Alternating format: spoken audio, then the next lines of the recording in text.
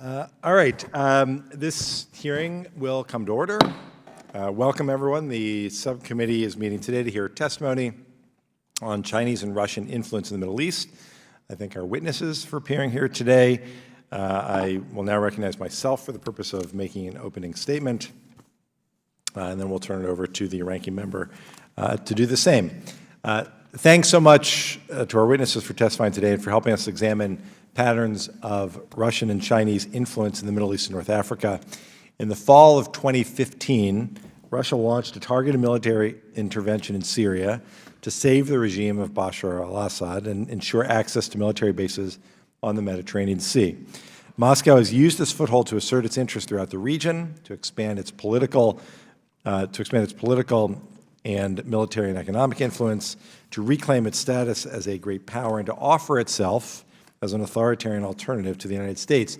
In recent years, Moscow conducted military exercises with Egypt and sold Cairo more than $2 billion worth of aircraft, cooperated with Saudi Arabia to stabilize global oil prices, expanded ties with Khalifa Haftar in Libya, engaged in discussions to sell the S-400 missile defense system to Qatar, and strengthened relations with both Iran and with Israel.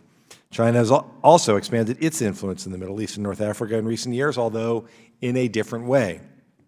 China's engagement has been primarily economic, rather than military or political.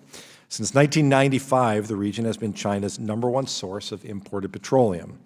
China overtook the United States as the largest net importer of crude oil from the Middle East in 2013. By 2018, roughly 44% of China's crude oil imports came from 9 Middle Eastern countries. Every major regional actor, including Israel, Saudi Arabia, and Iran, has expressed interest in various projects of China's Belt and Road Initiative. If history teaches us anything, China is likely to increase its political engagement and expand its military footprint to secure these economic interests. Indeed, in 2017, Iran and China held a joint naval exercise in the Persian Gulf, and just last month, Egypt hosted the Chinese and Russian navies in a training exercise. China began operating its first overseas military base located in Djibouti in 2017, providing a greater naval access to the Red Sea, Gulf of Aden, and Arabian Sea. The expanding regional roles of both Russia and China are of particular importance in light of the Trump administration's national security strategy that prioritizes great power competition. Under this paradigm, rivalry with both China and Russia will become the organizing principle of U.S. foreign policy. Yet we continue to see unprincipled China policy and deference to Russia. The administration's announced withdrawal from Syria was a gift to Putin at a time when clear-eyed American leadership is what's clearly needed. The Middle East and North Africa may become an arena of strategic competition to an extent not seen since the early years of the Cold War. I hope our witnesses can draw upon their experience and share their insight to help us understand Moscow and Beijing's strategies in the region, where our interests overlap or diverge, and how the United States should approach Russia and China's roles in the Middle East and North Africa. And with that, I will turn it over to the ranking member, Mr. Wilson, for his opening statement. Chairman Deutsch, thank you for calling this important hearing. China and Russia's increasing presence in the Middle East underscores the necessity of American leadership in the region. Beijing and Moscow are engaged on all levels in the Middle East and North Africa, political, military, economic, and beyond. And they're planning for the long haul, raising serious questions for U.S. interest and policy in the region. As we delve into this discussion, we must also bear in mind that China and Russia's engagement in the Middle East is not only meant to increase their clout and influence in the region, but to decrease America's influence. Indeed, China and Russia are eager to take advantage of fissures between the U.S. and our traditional allies. They seek to portray themselves to our regional allies as viable alternatives to the U.S. while deepening their involvement in the region at our expense. Under Chinese President Xi's leadership, China has expanded its engagement in the region dramatically. Beijing has dedicated considerable focus on the Middle East as part of the controversial Belt and Road Initiative. China has invested in nearly every country in the region, including in Israeli ports and railways and the expansion of the Suez Canal in Egypt. Even more concerning are China's technology initiatives in the region. While the United States has voiced concern about Huawei, ZTE, and other technology firms, our friends in the Middle East seem happy to integrate Chinese initiatives in their technology sectors. In 2019 alone, Bahrain, Turkey, Saudi Arabia, and the UAE have already engaged with China on telecom and 5G infrastructure. Although China's activity in the region has historically focused on economics, under President Xi, Beijing has also increased its military footprint. As Beijing deepens military ties with traditional U.S. allies in the region like Saudi Arabia and Egypt.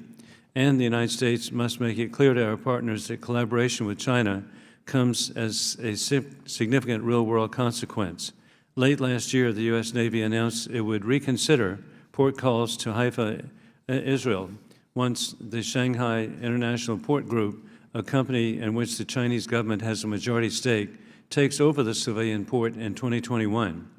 Like China, Russia has been strengthening military and diplomatic ties with our traditional Middle Eastern allies for years now, seeking to cement its role as a regional power broker. Since Russia's 2015 intervention in the Syrian civil war in support of the Assad regime, Moscow has also built strong economic ties with Saudi Arabia and Qatar, sold billions of dollars to arms to the UAE, and cultivated close ties to President Sisi of Egypt. Russia's Middle East strategy has been to cultivate those ties with all actors, both U.S. friends and foes, in service of its ultimate goal of dominating the region and undermining U.S. interest. Moscow has depended on its relationships in recent years with Iran, Hezbollah, Turkey, Israel, as well as the rival Palestinian and Libyan factions. And as Russia's role in the region continues to grow, actors in the region will feel less inclined to heed to U.S. interest, like respect for rule of law, democratic institutions, and human rights. While Russia and China appear to be real viable alternatives to the U.S., whether it be military, politically, or economically, the region will move toward authoritarianism and away from democracy. I hope our expert witnesses today can address these crucial issues. How can the United States continue to advocate for our democratic values in the Middle East without pushing our friends and partners into the arms of Russia and China? There is simply no alternative to U.S. leadership. We must redouble our efforts to deepen ties in the region and caution our allies that full-scale engagement with Russia or China is not in their interest. The Middle East faces many challenges already, but if we fail to face the increasing Chinese and Russian influence in the region, things will only get worse for the people of the Middle East and for the United States and its interest for freedom and democracy. I yield back the balance of my time. I thank the ranking member. I'll now recognize members of the subcommittee who wish to be recognized for a 1-minute opening statement. Mr. Cicilline, you're recognized. Thank you, Mr. Chairman, for calling this important hearing, and of course, thank you to our witnesses for being here today. As it has in so many parts of the world, in the Middle East, the Trump administration has forfeited American leadership in an ongoing series of diplomatic and strategic blunders that have set back our standing in the region, not to mention the world. The administration pulled out of the Iran deal with no replacement, leaving an emboldened Iran that indicates it will return to its nuclear program. The administration's Syria policy is virtually non-existent. In Saudi Arabia, the Trump administration has embraced a government that has had a journalist hacked to death. In Yemen, the United States is supporting a conflict that has led to unspeakable human suffering and inflamed tensions in the region. The list of failures goes on and on.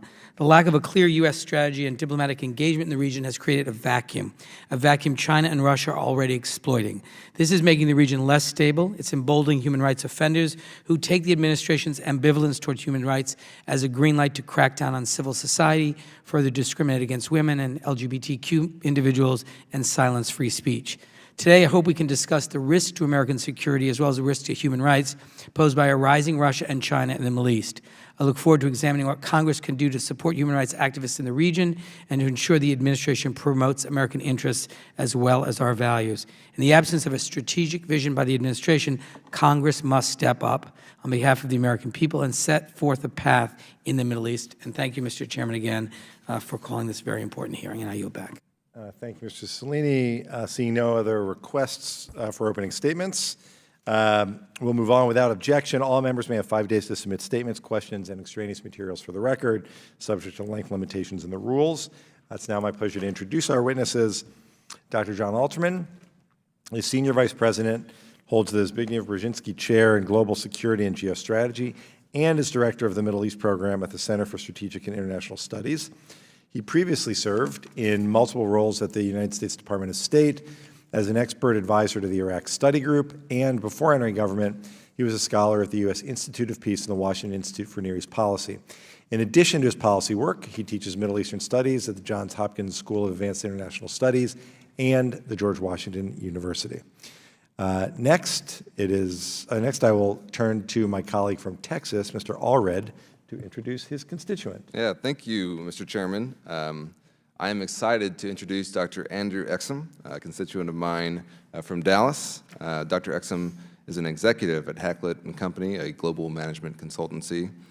Before that, he served as Deputy Assistant Secretary of Defense for Middle East Policy from 2015 until 2017. And previously, he served active duty in Afghanistan and Iraq, where he led a light infantry and ranger platoons, and later served as a civilian in the Department of Defense on a fellowship from the Council on Foreign Relations.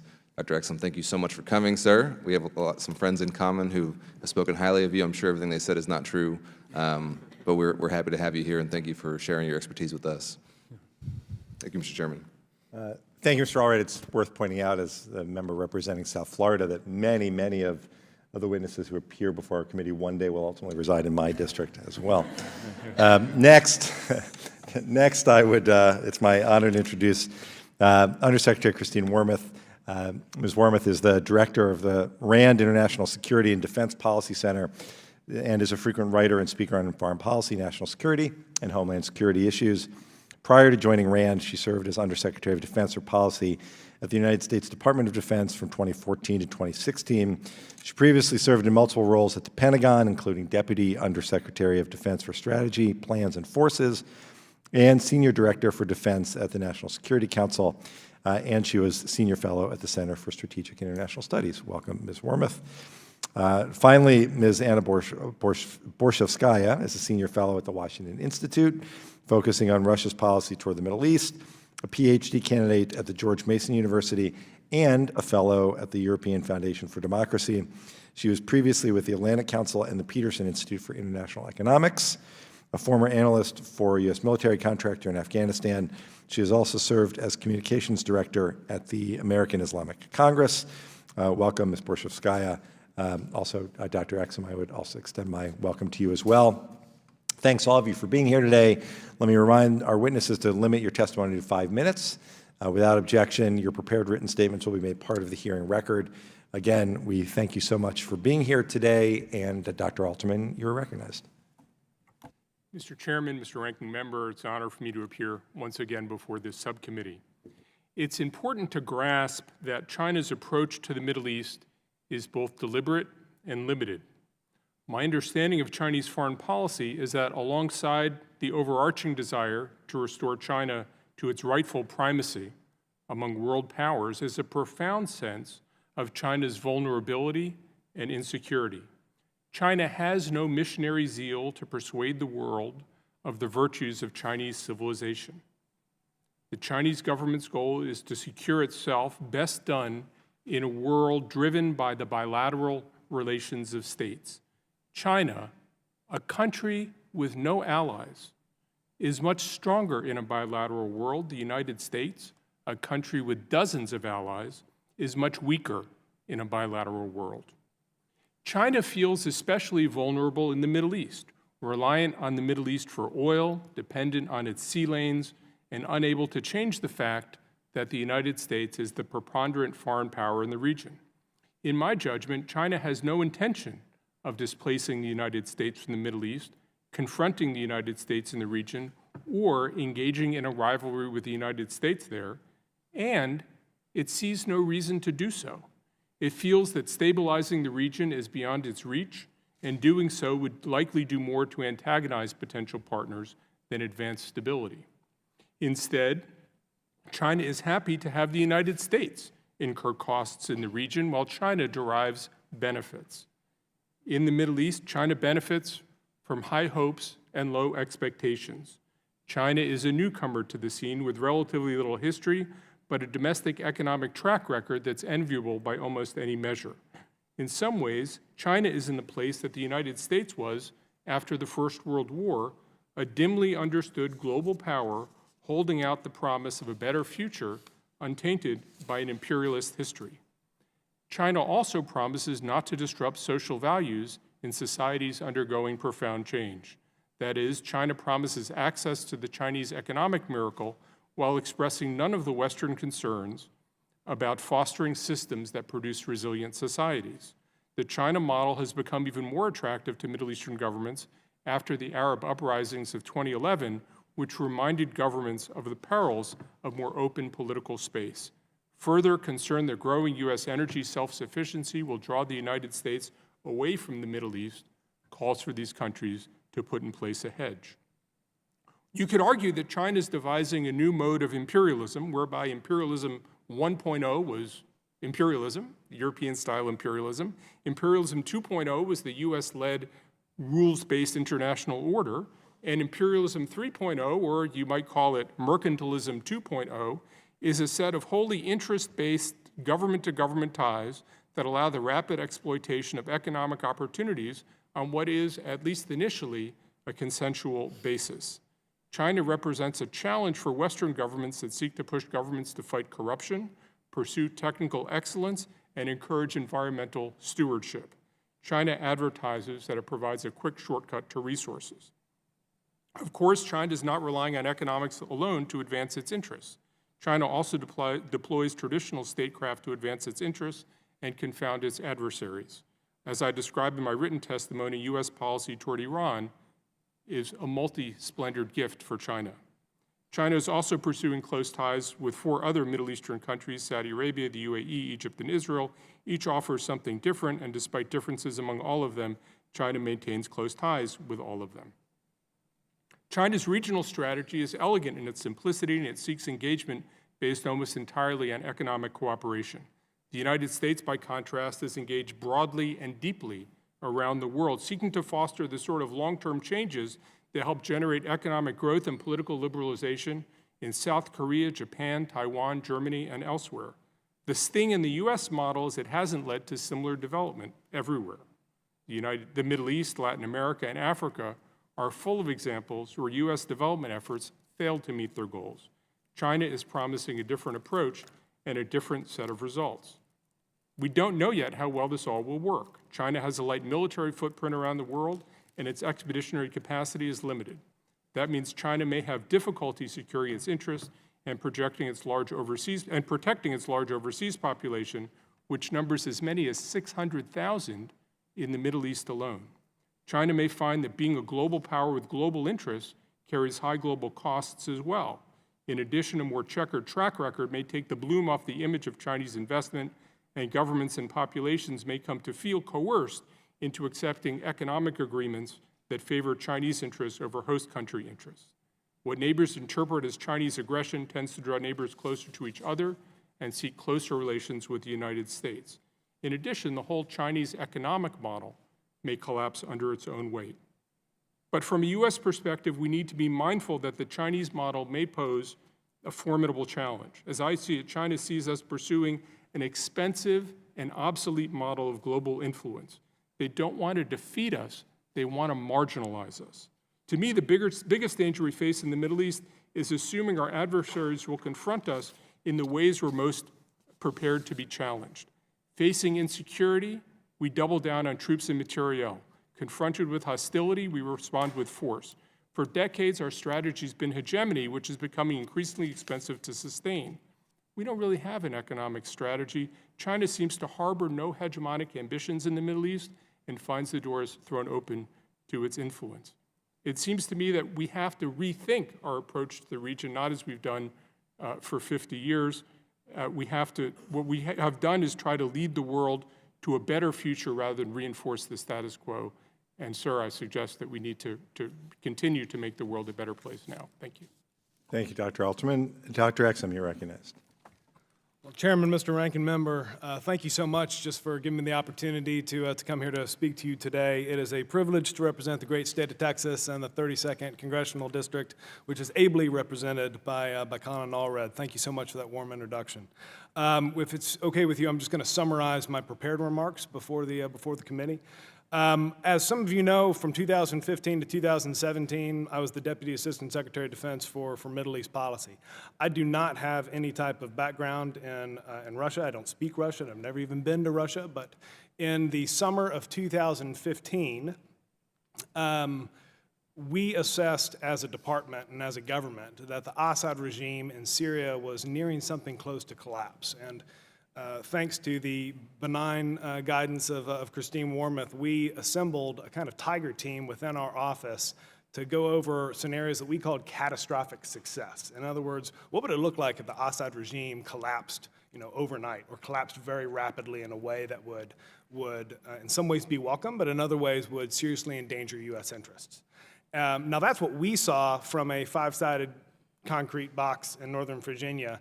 I imagine that the Russians and the Iranians saw something that was much more real and much more imminent from their perspective, and that is what I believe led the Russians to double down in Syria in the fall of 2015 and to surge a lot of troops there. Their stated motivations for going into Syria did not line up, unsurprisingly, with their revealed motivations. Stated, they said it was all about counterterrorism. We assessed that their revealed motivations for going into Syria at the time ranged from, yes, counterterrorism was part of the reason why they were there, but mainly they were there to prop up their allies. Tactically, they are dependent on the warm water ports in Tartus and their presence that allows them to project power into the eastern Mediterranean.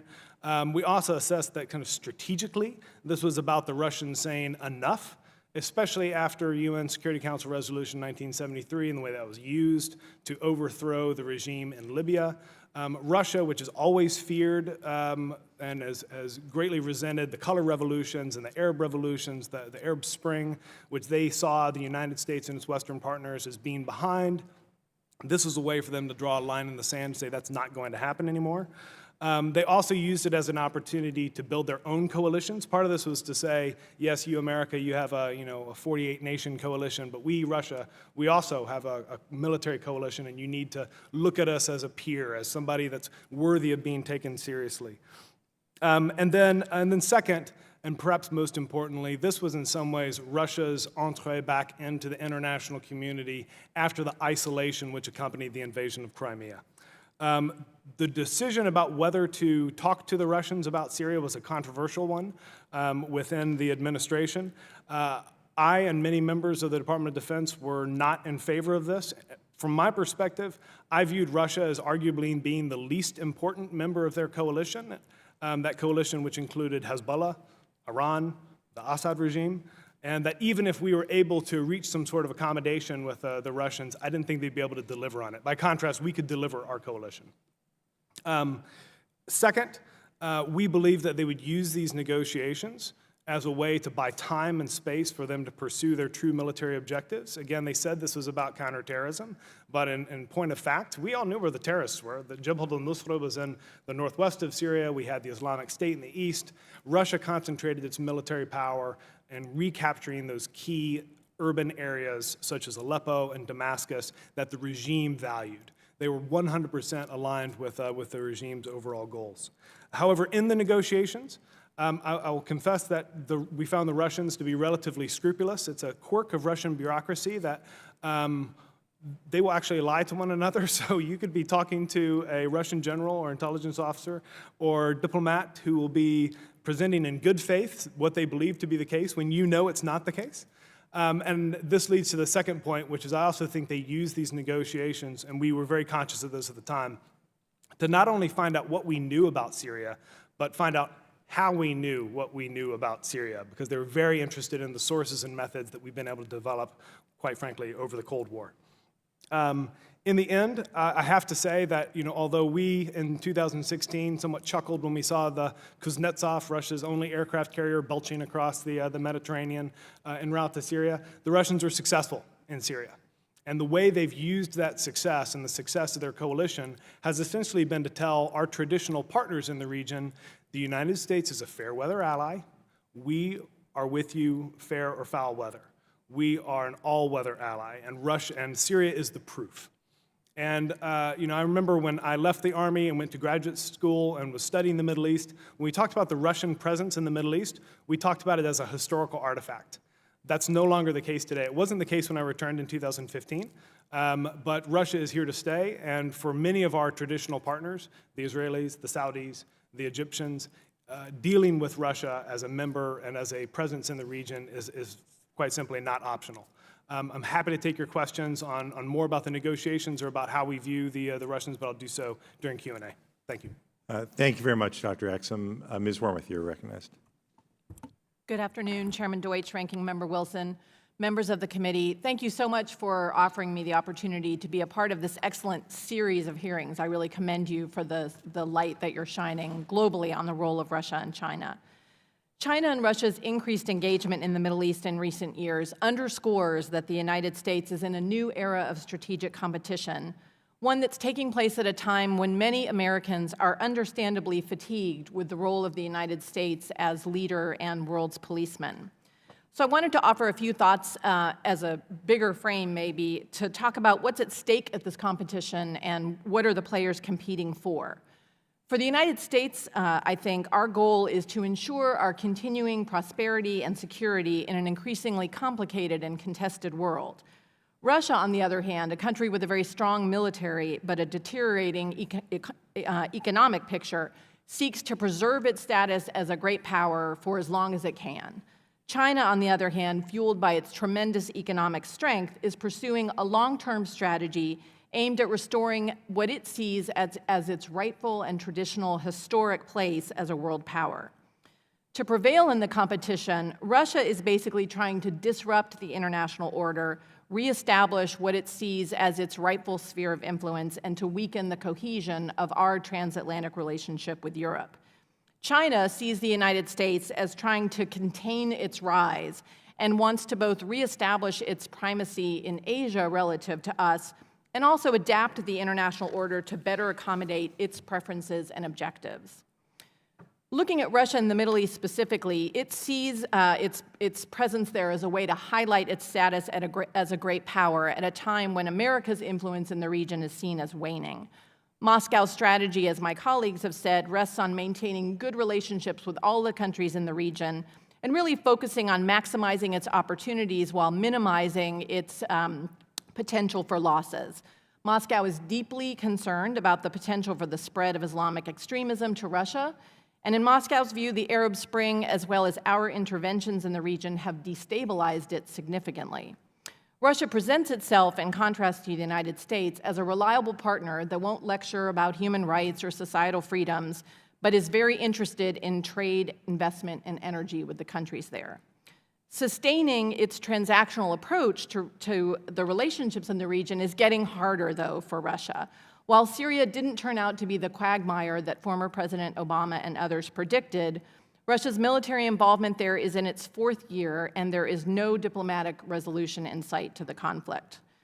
While Russia's involvement in Syria could be seen as at least partially successful, it doesn't appear to have the economic power or the appetite, I would argue, for robust expeditionary military operations that would enable it to pursue a more comprehensive approach to the region. For China, the Middle East is probably the most important region of the world outside of Asia. China seeks recognition from the countries there of its status as a rising power and sees its relationships as an opportunity to balance U.S. influence. They appear to be pursuing a strategy grounded in Beijing's policy of non-interference abroad, also, like Russia, emphasizing positive relationships with everyone there while avoiding becoming entangled in the region's many conflicts. The engine of China's deepening involvement in Middle East is its continuous need for energy and its access to economic markets. Countries in the region welcome China's investment, but 5 years into the Belt and Road Initiative, there are some emerging signs of concern, whether it's about debt sustainability or environmental impacts or others. While China is an economic heavyweight in the Middle East, it's much more of a lightweight, frankly, militarily, with really only the small military base in Djibouti that the chairman mentioned. So before saying a little bit about what this means for U.S. in the Middle East specifically, I'd like to emphasize that the United States needs an overarching vision for success in the strategic competition. We need to develop a comprehensive strategy that leverages all of the instruments of our power, whether it's economic, diplomatic, military, or cultural. Discussions of our competition with Russia and China have really emphasized the military dimension, and that's important, but equally, if not more important, is the economic piece, is figuring out how are we going to reinvest in our economic health and our educational system so we can continue to be a world leader in technology and innovation. Similarly, we need to develop a more comprehensive approach with our allies and partners to just thinking about how we're going to compete with Russia and China, and we need different approaches. Those competitions aren't the same. The current administration's preference for bilateral approaches fails to take advantage, I would argue, of one of our biggest strengths. I would agree that Russia and China, while they want to demonstrate their status as a great power in the Middle East, they don't want to displace us entirely. We need to emphasize consistency in our approach, emphasize that we're not leading. We need to pay attention to the BRI projects and address concerns we may have to those projects that may have implications for our presence in the region.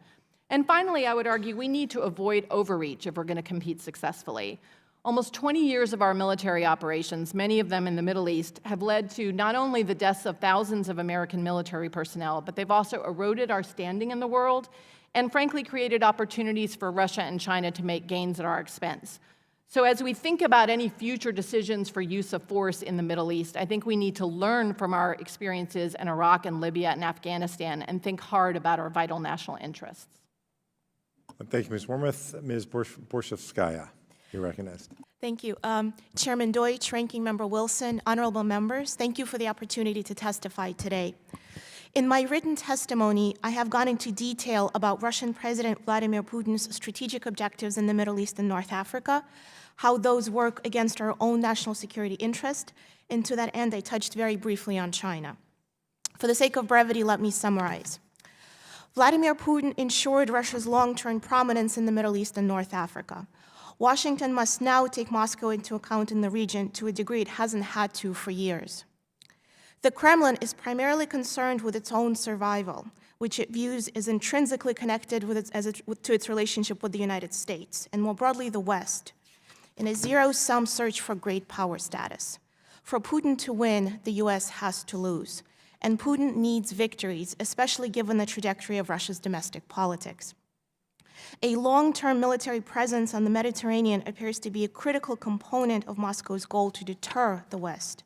Thus, in Syria, from the very beginning, Moscow's actions showed it sought to methodically create an anti-Axis aerial denial, so-called A2AD layout, to deter the West.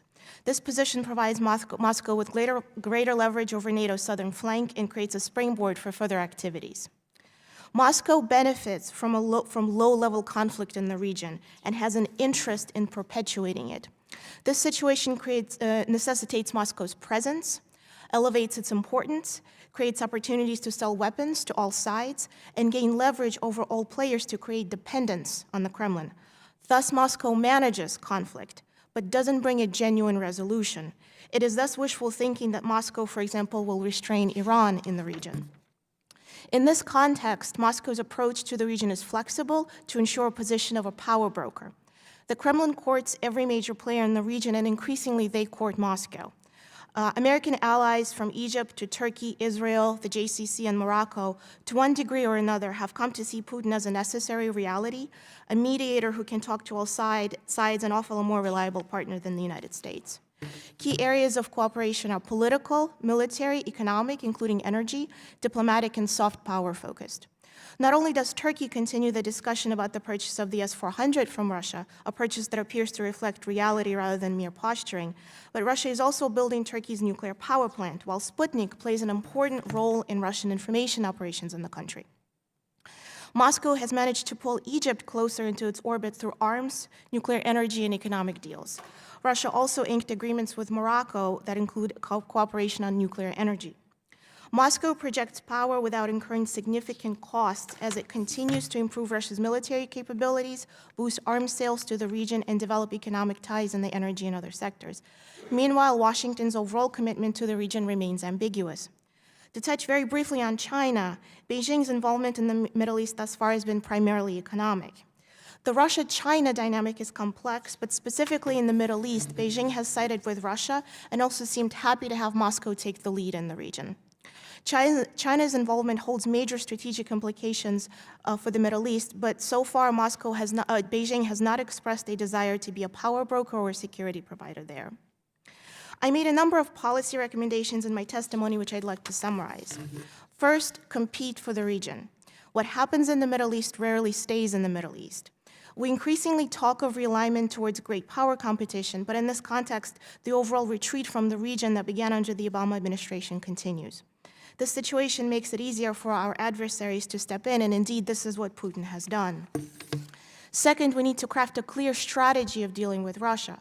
Sanctions alone are no substitute for policy, and to be sure, they are an important tool and we should keep utilizing it, but as part of a broader strategic vision that involves multiple tools.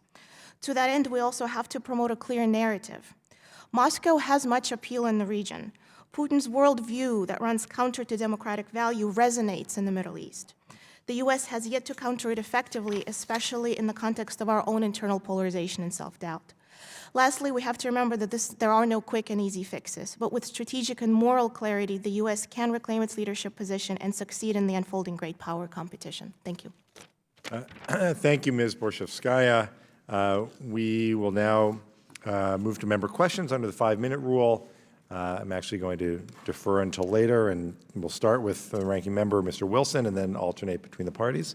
Mr. Wilson, you're recognized for 5 minutes. And thank you. Thank you, Mr. Chairman. And beginning with Dr. Alterman, has China's treatment of the Uyghur population and stance on Syria negatively impacted public opinion in the Middle Eastern countries? I'd like a view from each of you. Dr. Alterman.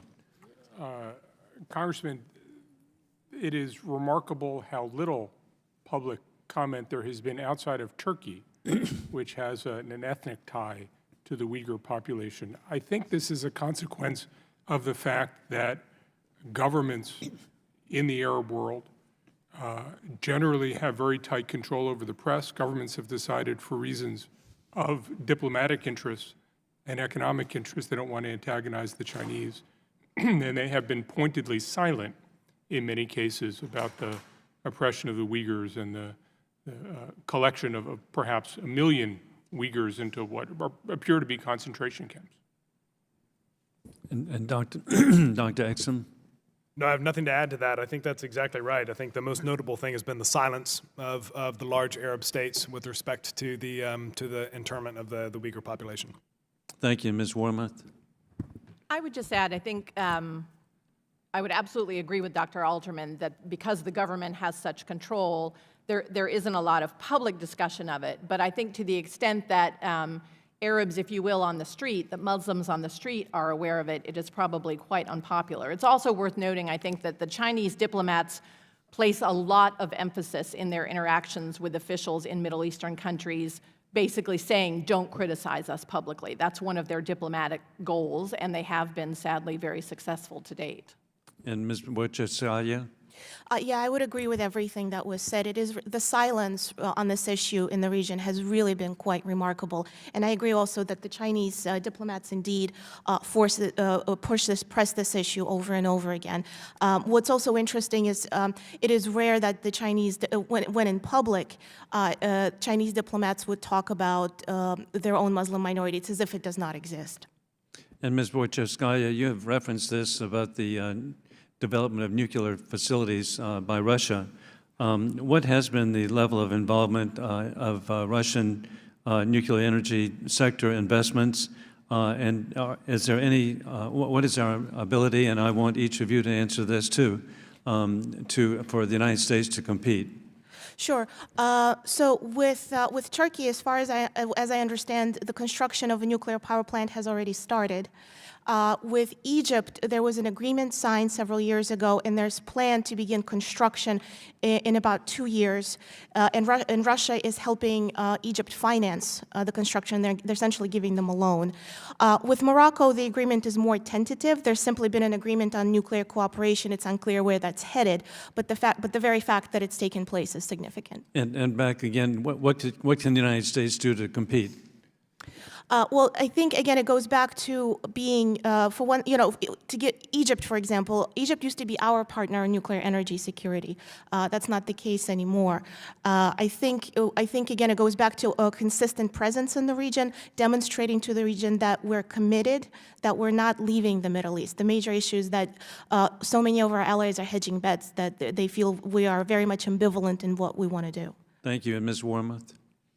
I think I would just add, one, the advantages of having U.S. companies provide nuclear cooperation, energy cooperation, for example, is that our technology comes with, a very high level of sort of safety and regulatory standards. So I think that's on the positive side. I think, the really big competition right now, as I understand it, is around Saudi Arabia's desire to build a number of nuclear power plants. And I think the concern that I would put on the table there is that in signing a 1-2-3 agreement, we really would like the Saudis to basically say, we're interested in doing this, but we're not going to enrich uranium. And right now, as I understand it, Saudi Arabia has not been willing to include that kind of a provision in a potential 1-2-3 agreement, which is particularly concerning in light of the fact that Mohammed bin Salman has indicated that if Iran gets a nuclear weapon, Saudi Arabia would want to build one as well. And very insightful. Dr. Exum. No, that's right. I actually think that U.S. firms are doing a pretty good job in terms of marketing themselves to the Saudis. And I think the administration has helped with that. But I think as the Honorable Ms. Wormuth noted, that there are sticking points that, frankly, that the administration should hold firm on. We also have leverage. The Saudis are wanting to invest in our energy infrastructure going forward. I think that's largely a positive thing. The Saudis also want continued access to advanced weapon systems. That's also in large part, that could be a potential chit for negotiations, but I'd turn it to John for other thoughts. Congressman, we could drop standards and constraints, but I don't think we should. I think the reality is that then the Saudis or the Egyptians or somebody else may go to a supplier that doesn't impose those constraints. But I'm not sure we should stand in the way of that because the constraints are important.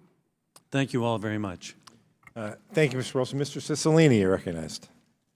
Thank you, Mr. Chairman. Dr. Exum, Brett McGurk, the former U.S. Special Presidential Envoy for the Global Coalition to Counter ISIS, recently wrote, and I quote, "The United States must recognize that Russia is now the main power broker in Syria. Washington has no relations with Damascus or Tehran, so we'll have to work with Moscow to get anything done. Russia and the United States have some overlapping interests in Syria. Both want the country to retain its territorial integrity, deny a safe haven to ISIS and al-Qaeda, and both have close ties with Israel," end quote. Do you agree with that assessment? And if not, why not? And if you do, kind of what is the best way forward in light of that observation? Sure. Well, I mean, first off, let me just say a few words about Brett McGurk, who I think is one of the most significant U.S. diplomats over the past 20 years. I mean, the things that Brett has done in Syria and in Iraq, really, he's been a tremendous servant for the past 3 administrations. Brett and I disagree on this particular issue for the reasons that I think I just laid out. It's true that Hezbollah and Iran and the Syrian regime don't necessarily want to speak to us. That doesn't mean necessarily that we should speak to the Russians. And again, the sticking point that I would have is that while it might be tempting to believe that the Russians can deliver on cooperation in Syria, we didn't see any of that evidence in 2015 and 2016. Frankly, we saw the Russians and their coalition partners use the ceasefires that we were able to negotiate to rest, refit, and reprioritize for other military objectives in Syria. Frankly, I do believe that we do share some interests with the Russians, and we do have some key interests in Syria, namely countering terrorism, the security of the State of Israel, especially in southwestern Syria. However, I do not believe that Russia shares a broader interests with us going forward, and I would have serious reservations about what that cooperation would look like. During 2016, we floated the idea of joint targeting of terrorists with Russia, which caused a significant amount of heartburn in my building in particular, because the idea of sharing intelligence with the Russians, I mean, the idea of marking intelligence secret rel Russia was just, it was almost impossible to even imagine. I believe Russia desires to know a lot about our sources and methods that we have spent decades developing. And with all due respect, and I hold Brett in the highest regard, especially for his service in Iraq, I would disagree with him strongly about the conclusions that he's reached. I just don't think that Russia can deliver, and I think they have a lot more to gain than we do. Thank you. Mr. Worth, I want to turn now to the Iranian influence in the region. We heard from Secretary Pompeo just about a year ago when he presented what he called a new Iran strategy, laying out 12 very basic requirements, and as best I can tell, none of the conditions he set out has actually been achieved. And I'm wondering whether the withdrawal from the Iran deal has done anything to limit Iranian influence in the region, and whether or not this maximum pressure policy is working at all, and frankly, and more particularly, what message that has sent to Russia and China in the region. I know that's multi-layered, but. Yes. Well, my own sense, I did not think it was in our national interest to withdraw from the Iran nuclear deal. I think in light of the circumstances, that was the best deal we were going to get, and it did put off for many years the possibility of the Iranians getting nuclear weapons. That said, what I think has happened now is the conditions that Secretary Pompeo has laid out, I don't think Iran has any intention of meeting. By withdrawing from the nuclear agreement, we, I think, have disappointed several of our European allies, and frankly, that's become a bit of a wedge issue with them. And the circumstances that we're in now, I don't see a year into withdrawing from the nuclear arrangement that Iran has abated any of its malign behavior in the region. If anything, we seem to see that escalating. I think as they become more and more frustrated with the economic pressure they're under, they are lashing out more and more, and I think that's very concerning. So where we are right now, I think, again, as Dr. Alterman alluded to, our policy, I think, has actually been helpful to the Russians and the Chinese because it's created so many wedges for us and hasn't really done anything to address the instability. Thank you. And just my final question, civil society and democracy activists in the Middle East face increased challenges, from the suppression of opposition voices to censorship of the press to discriminatory laws and mistreatment of marginalized communities. And over many administrations, our country has stood up to balance our very regional strategic interests in the region with our need to stand up for important democratic values. The Trump administration has decided in many ways just to ignore democracy and human rights altogether, and cozying up to governments such as Saudi Arabia, which jail women and hack journalists to death and silence free speech. And I'm just wondering, with that kind of disregard for human rights, whether the emergence of Russia and China in the region, kind of how that impacts it. Dr. Alterman? Congressman, I think a very important part of China's Middle East strategy is to make the future safe for authoritarianism. Mm-hmm. We have had a different strategy for more than a half century, but the Chinese strategy is to make the future safe for authoritarianism because that will help secure the current government of China. If I just, may I just have one quick follow-up? One quick follow-up. How does the change in the kind of behavior of the current American president impact that strategy, if at all? I would hope that we would work through a multilateral framework to build alliances with governments that both have governments working with us in broad concert, and also make clear to governments that there are standards and issues of pressure that the U.S. will not compromise. I think we have friends in that. We should have friends, and people should want to be our friends because they understand the U.S. package is a better package, and the reality is that many governments, especially in the Middle East, believe the Chinese package is a better package for their future. Thank you. Thank you, Mr. Chairman. Thank you. Mr. Mast, you're recognized. Thank you, Chairman. Dr. Exum, Rangers lead the way. That's right. Listen, I love this committee. It saddens me when I hear just these irresponsible comparisons about the administration cozying up to Saudi Arabia. Numerous administrations going back forever have these relationships.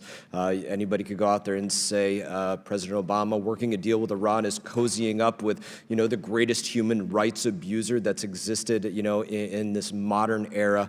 And so it does sadden me to see that as part of this committee. I think it's wholly irresponsible.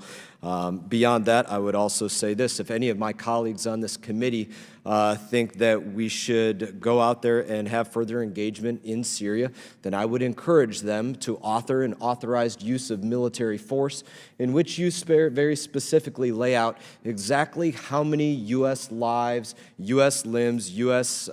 treasure, anything else that you're willing to risk in advancement of anything that you see as a goal in Syria before you go out there and spout your irresponsible remarks. In that, I would like to move to the conversation of China a little bit and some of the comments that were made across the board. China is assessed by everybody to be a massive economic strength. It's been mentioned in nearly everybody's comments as we have hearings like this across the board in different subcommittees. Everybody talks about China's economic prowess. Dr. Alterman, you spoke a little bit about maybe the lack of desire for China to go out there and play that hegemonic stability role throughout the Middle East. Number one, it costs them in treasure. Number two, they have to go out there and pick winners and losers and perhaps lose allies where otherwise they don't have to pick a friend or a foe or an ally or otherwise. So what I'd love to hear you all comment on really is hearing your analysis in that paradoxical situation is it better or worse to let them or maybe force them into having to play a hegemonic role throughout the Middle East? Does it push them into a place that they don't want to be, which can be good for the United States of America? Or is it better that we continue to maintain that hegemonic role or spend our treasure and our life to maintain that hegemonic role, in your opinions? You could start on whatever end you want. I'll take a swing at that, Congressman. I think we should frankly try to have China take more responsibility and be more a part of the security discussion in the region. I mean, they have basically been free riding off of U.S. security guarantees in the region for some time. They're able to get the energy they need out of the Middle East because we have historically secured it and made sure that there are free flows of oil. Does that occur by asking nicely or by forcing them into a position where they have to maintain stability? Well, I would say this. I don't think, my own view is we should not try to force them to participate in that. I don't think you could do that. And again, in many areas, we don't necessarily share the same interests.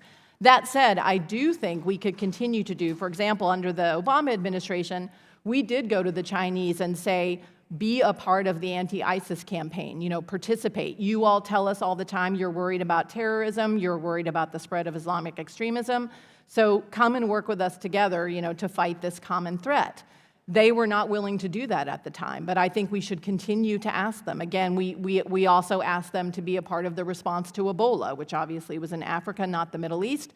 But again, our message, I think the message of the United States to China should be, if you want to be a great power, you need to act like a great power and work on some of these common security challenges.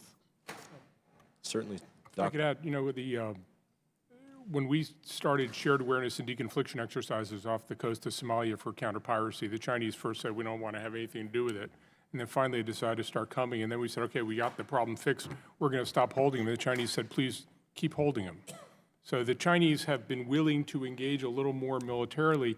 I'm concerned that we and the Chinese are playing very different games, and we continue to invest very heavily in military presence, security ties, and we become hived off from the genuine national interests of the governments in place. I think, in a way, we've been carried too much by momentum, and as I say in the written statement, having grown up in Poughkeepsie, New York, a company, a town really nurtured by IBM. I'm particularly aware that IBM kind of lost the computer market because they concentrated on the wrong piece of it, and they let other companies develop things that were much more remunerative. I think we have to rethink what our role in the Middle East is, what are our tools, and how do we make ourselves vital to governments. I think we're going to have to rethink part of how we engage in the region. Absolutely. Thank you all for your comments and your testimonies today. Thank you, Mr. Mast. Mr. Allred, you're recognized. Thank you, Mr. Chairman, and thank you to our panel. Read your written statements and learned a lot, and I think this is a very important topic. I want to thank you, Mr. Chairman, for holding this. As we're kind of tilting now to world power competition, I see the Middle East as just an extension of what we're seeing even in our own hemisphere, but certainly around the world. And so I want to kind of talk about how we counter influence and how we can do that in a way that is consistent with our economic values as well, but also militarily. And so I want to begin with arms sales because, as you're aware, China and Russia are selling arms to our allies, and we've even seen some of our arms in Yemen, for example, ending up in the hands of al-Qaeda. And I'm wondering if we have any concerns, or if you have any concerns about China and Russia getting access to classified information or to any of our military systems, and better understandings of that, and how and what the Congress can do in mitigating the risk of to U.S. military equipment to try and prevent that. Ms. Wormuth, do you want to take it first? Sure, happy to do that. I think what we see with Chinese and Russian arms sales, more probably Russia than China, of course it's a source of revenue for them. But what I saw happen over the last few years is as the countries in the Middle East become less confident of whether the United States is going to be there, become frustrated, frankly, sometimes with the conditions that we put on our arms sales, which we do so in most cases for very good reasons, they have essentially engaged in hedging behavior, and sort of they look particularly at Russia as an alternative. You know, when Egypt got really fed up with us for not selling them things because of the conditions that Congress, among others, put on those sales, they turned to Moscow. And I think that will keep happening, I think, unless we do a better job of making it clear that we are staying in the region and that we are reliable. They may not like everything that we have to say to them, but I think right now countries are not really sure exactly what our approach is. I do think we want to be concerned in any time we're engaging with arms sales in putting in protections to make sure that the technology is not leaking or being proliferated.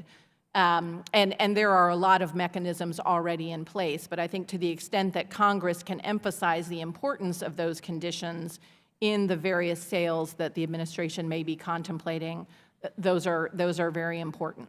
And so just to follow up really quickly on that, because you touched a little bit on the restrictions that we put in place and the things we ask of our allies. On this committee, we've been talking a lot about our kind of withdrawal from global leadership on human rights and standing up for those, especially in this region. Do you think it's possible to maintain that commitment and to carry that goal while also continuing to partner in the way that we have on arms and others by perhaps, as you were saying, making sure they understand that we are here to stay, we're going to be part of this, expressing some sort of overall strategy? I think it's important that we continue to have human rights and basic freedoms be an important part of our foreign policy, frankly. And I think that should be part of our conversation with countries in the region. So while, frankly, when I was in government, it was sometimes a struggle as we were trying to work through decisions about whether to go forward with sales, given constraints that Congress had levied on us. Those are important things, I think, to weigh, and I would encourage Congress to think about, I do think you want to give the executive branch some wiggle room to make judgments about what the right balance is between the human rights conditions and other things, or democratization things, and sales, because sales are an important part of our relationship. But I think having some conditions in place, it's good to have those guardrails for the executive branch. Yeah. Dr. Exum? Yeah, if I could just add one thing. I mean, I think over the past 30 years, we've had this theory of the case that if we build up Gulf, especially host nation security capacity, then we will be able to remove some of those 35,000 roughly U.S. troops that are in the Gulf. I think 59,000 in the region alone, so it's a huge investment on our case. The challenge, to my mind, the strategic challenge is if you build up that host nation security capacity, they might actually use it, and that's been the case in Yemen, right? Our end-use monitoring regimes are pretty darn good if the weapons are in garrison. If they're deployed in an expeditionary fashion, it gets tougher to keep track of exactly where all those weapons are going. I would echo everything that Ms. Wormuth said.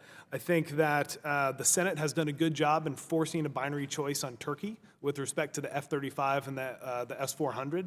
Another area that I would put on your radar is that the restrictions that we have, some of them for very good reasons, on unmanned aircraft and UAVs means that they're bringing in Chinese or Russian UAVs, often with Chinese or Russian engineers in close proximity to advanced U.S. weapon systems. That's something that I think the Congress can take a hard look at to make sure that the U.S. Department of Defense and the Department of State are keeping appropriate distance between those weapon systems and foreign nationals. Thank you so much. Thank you, Mr. Chairman. Thank you, Mr. Trone. You're recognized. Thank you, Mr. Chairman. China, they built their first overseas military base in Djibouti. How effective do you think this base is in projecting power in the Arabian Sea and the Red Sea? Who wants to take a stab? Congressman, I don't think they can really project power, but it certainly helps their surveillance. They partly are watching us because we're right next door. But they care an awful lot about shipping through the Red Sea, through Bab el-Mandeb, off the coast of Yemen, and then up through the Suez Canal. And this is their first overseas base, of course, which is a big thing to say. And it is largely about just keeping track of the shipping. I don't think it's really a force projection so much as it is to understand the flow, to do surveillance, to be present more than to actually be able to act. The Chinese are still a little bit scarred that they had to suddenly evacuate 30,000 people out of Libya when Gaddafi fell. They had never done anything like that before. They're not going to be able to do that out of their base in Djibouti, but it begins to represent a spreading out for the Chinese Navy. So if this is the first, which it is, where do you think they're going to build a second, or will they be building a second? And what are they trying to accomplish? Just more listening, surveillance? They are certainly investing in a port in Pakistan called Gwadar that has a sort of Chinese industrial zone behind it. I don't know anybody who thinks that base makes, or that port makes sense economically, given how much the Chinese are putting into it. There's a Chinese-Pakistan economic corridor that is part of their strategy. One of the problems that Chinese have as they expand westward and down through Pakistan is it partly takes them to the Uyghur populations that we were talking about earlier with Congressman Wilson, which is a security problem, but also brings you into some nasty areas of Pakistan. Certainly one of the things that the Chinese strategists have expressed concern to me about is as you go west through the Uyghur areas and down through Pakistan, you may be setting up a highway for radicals to come into China instead to get goods out of China. So how well that's all going to work in practice is unclear, but certainly the Gwadar port is something that people, when I wrote a book with co-wrote a book with a specialist on China more than 10 years ago, he was paying a lot of attention to Gwadar. Gwadar is still in early stages, so it's not moving that fast, but it's certainly something that draws a lot of attention. So if we looked at the container operations they set up in Abu Dhabi, in addition, and we know Athens, they've done the port in Athens, they've done 2 ports in Israel. I mean, is this all part of it seems like it's the entry points everywhere they're grabbing the ports. Is this infrastructure part of Belt and Road? Still surveillance is your best guess is where they're going with all this? Well, they're certainly interested in trade. The report gives them an opportunity to talk about win-win.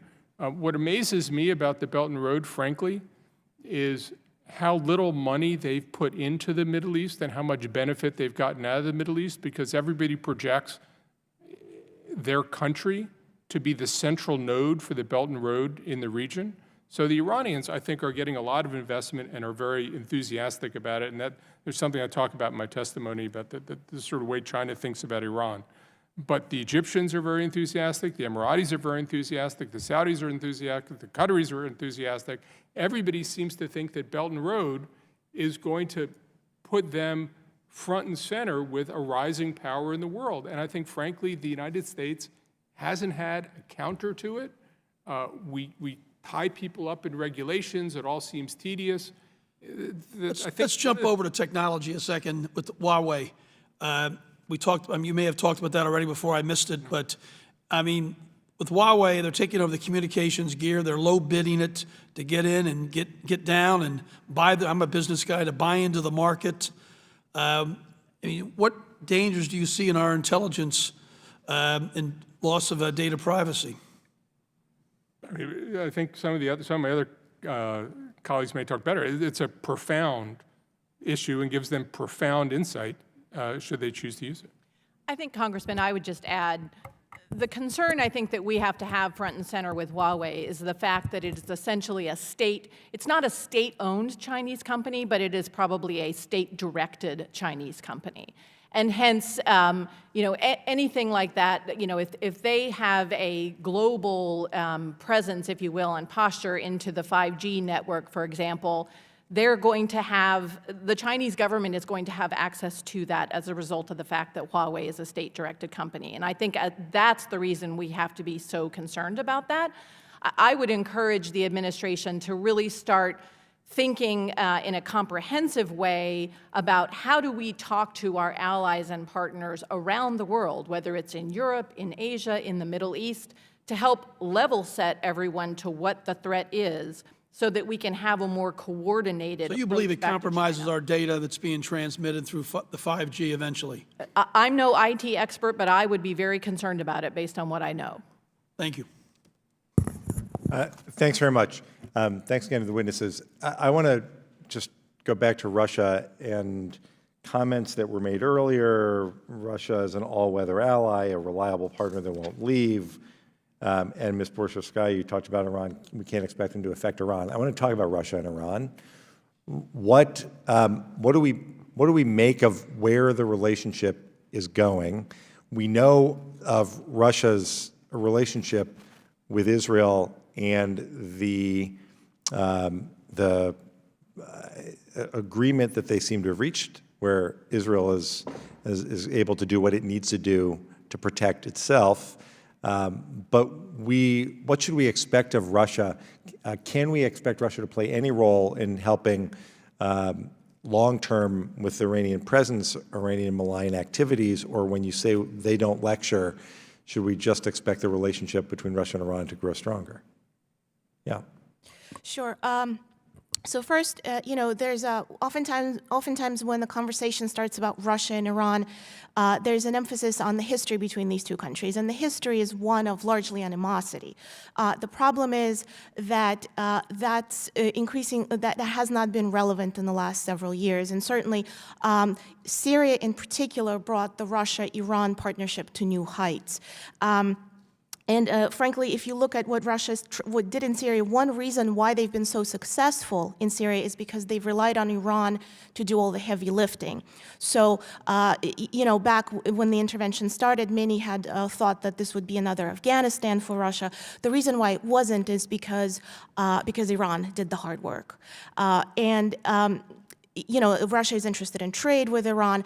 Hezbollah has learned from Russia. They've operated side by side. There have been reports of Hezbollah using a Russian flag as a cover to avoid getting hit by Israel.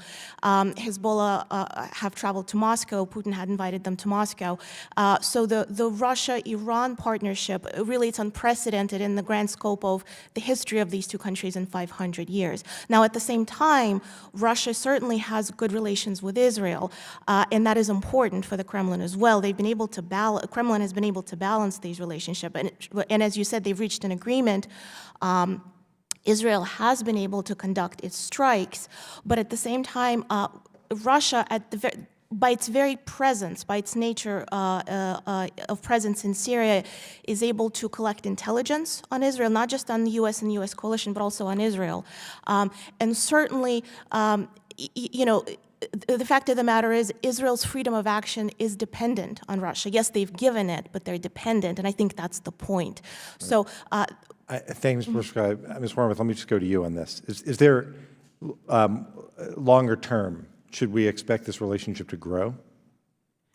I'm not sure that it's going to grow. It strikes me that the Russia-Iran relationship is complicated. You know, in the short term, Iran has been an expedient partner to Russia in Syria for all the reasons that Ms. Borshcheskaya explained. But now you see a situation where I think Russia is trying to get Assad to perhaps make some concessions, but Iran is actively whispering in his ear to hold firm and not make concessions because they want to stay there. So there are tensions there that I think, to me, don't necessarily mean that that relationship will continue, much less get much, much stronger. So then what do we do, Dr. Exum? Well, actually, the one thing we haven't talked about, and it surprises me, we haven't talked about oil, and we haven't talked about I was getting there, but go ahead. Russia's please. relationship with OPEC Yep. in particular. Saudi Arabia has absolutely pressured Russia to distance itself from Iran, has thus far been unsuccessful. But the relationship between OPEC and Saudi Arabia and Russia, that is a relationship that has grown deeper over the past 2-3 years. I think if you were to poll, you know, analysts of the oil markets and, you know, 2 years ago and ask them if they thought that the near-term agreement between Russia and OPEC would have endured as long as it had, I think they would have been a bit surprised, but it has, and that's a relationship that's increasingly important. I think that the Saudis can be an important voice in terms of balancing Russia's relationship with Iran. Yeah, Dr. Alterman? And frankly, the Saudis are looking to show a tip toward Russia and China as a way to get us to back off. One of the things I heard from some Saudis in recent weeks was that Mohammed bin Salman especially is interested in demonstrating to the United States that he has other options if the United States is going to continue to talk about human rights and other kinds of things. And he is interested in showing that he can go toward Moscow or Beijing. He doesn't have to rely on Washington.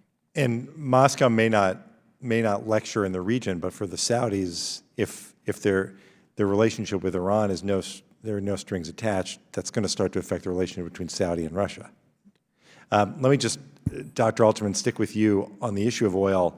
The administration has ended all waivers for purchasers of Iranian oil, including China. Do you expect China is going to stop buying all the oil it buys from Iran? I think a couple of things are going to happen. First, the Chinese are going to smuggle some oil. They're probably going to smuggle a little more oil. Exactly how much we'll know about, I'm not sure. I think the Chinese also will pursue efforts to find workarounds to our sanctions. It seems to me that every time we use sanctions, we run the same risk that hospitals develop in having penicillin-resistant germs and everything else. If you keep using it, people will find ways to get around it, and I worry that we may be in this. So how's it going to do it this time? Excuse me? How's it going to do it this time, get around the sanctions? Well, there are ways to do things with swaps. I think the Russians, as I understand it, could do things with swaps and be selling more Urals blend oil than they're actually producing. You could set up some small things, not enough to get Iran up to its normal level of sales, but I think that the world is exploring ways to work around American sanctions. And just one other question quickly. In recent years, Chinese-Israeli cooperation in the tech sector has surged. In 2016, Chinese investments in Israeli high-tech VC approached $1 billion. Does their growing involvement, China's growing involvement in Israel's high-tech industry raise security concerns, and should it, and is there enough attention being paid to that? It does. The Israelis are paying more attention to it.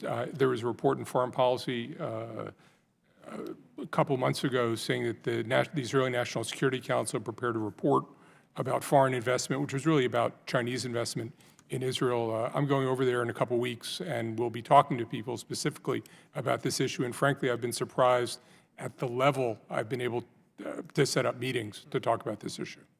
All right, terrific. Thank you very much.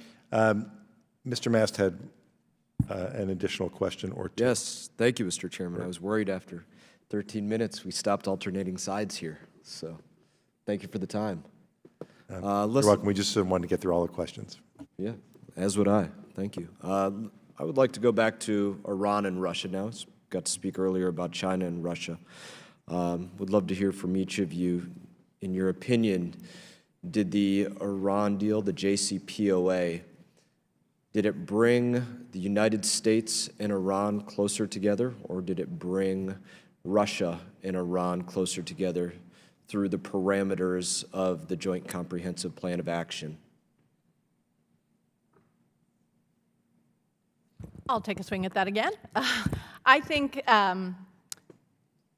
one of the things I think that the Iran nuclear deal did with the United States and Iran is it did open a channel of communications at very senior levels that I think had some utility.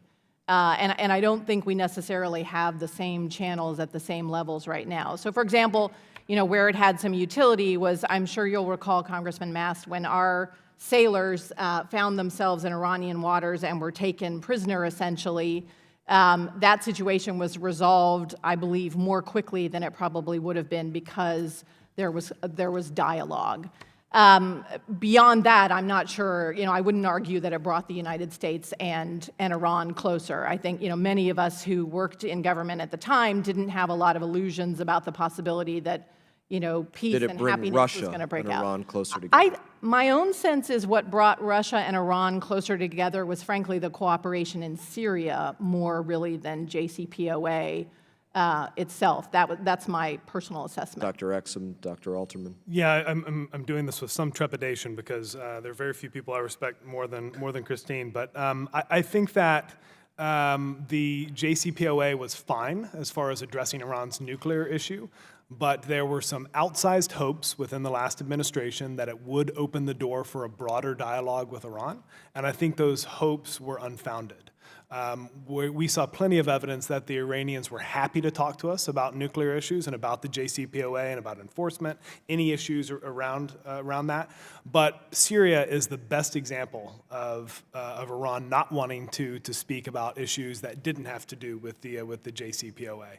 I would agree with Ms. Warmoth that I don't see it really affecting the Iranian-Russian relationship. I think Syria was what cemented that.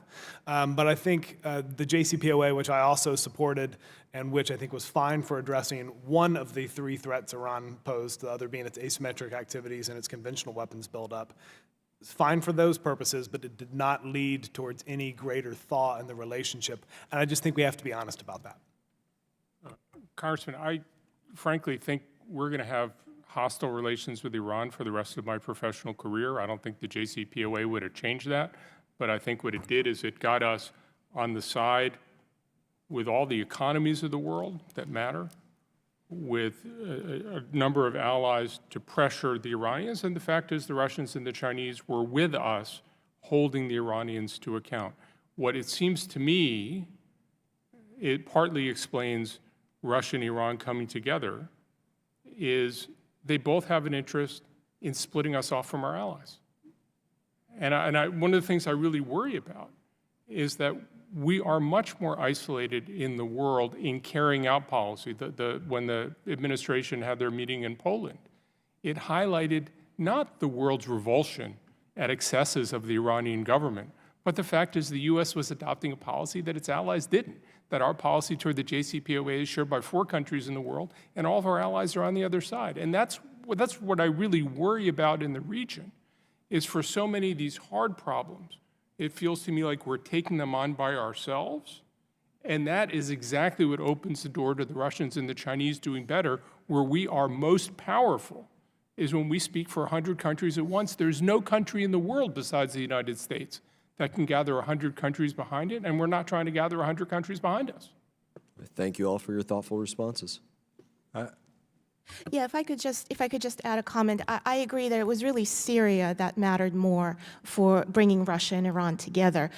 With regard to the JCPOA, you know, Russian officials complained for years that tough sanctions hurt the Russian-Iran trade. They really wanted trade, with the agreement, several important things happened. Now, the Kremlin had touted this as their diplomatic victory. In fact, they've tweeted that that this was Russian diplomacy. Russian diplomacy was so important in helping achieve the JCPOA.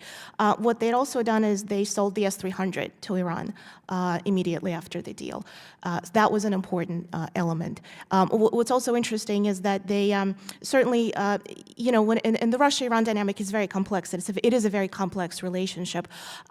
They were worried about the Iranian nuclear program, but also at the same time they sort of downplayed its seriousness. So that there was a very complex dynamic going on. And I just want to highlight the sale of the S-300 after the JCPOA.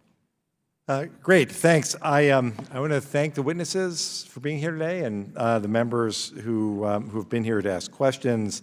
Thanks for your testimony. Members of the subcommittee may have some additional questions for you, and we ask our witnesses to please respond to those questions in writing. Excuse me, I ask my colleagues that any witness questions for the hearing be submitted to the subcommittee clerk within 5 business days. And with that, without objection, the subcommittee is adjourned.